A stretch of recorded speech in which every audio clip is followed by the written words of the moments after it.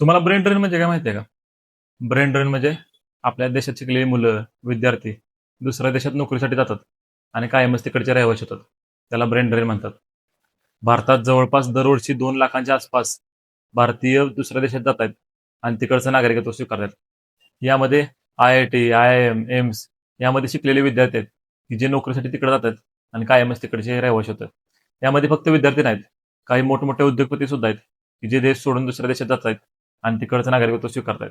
यामागचं त्यांनी कारण सांगितले, तिथं मिळणाऱ्या करिअरच्या संधी, तिथं असणारा जास्त पगार, उत्तम शिक्षण, त्याचबरोबर राहणीमानातला फरक. या मुख्य कारणांमुळे भारतातले लोक दुसऱ्या देशात जात आहेत आणि कायमच तिकडचे रहिवासी होतात.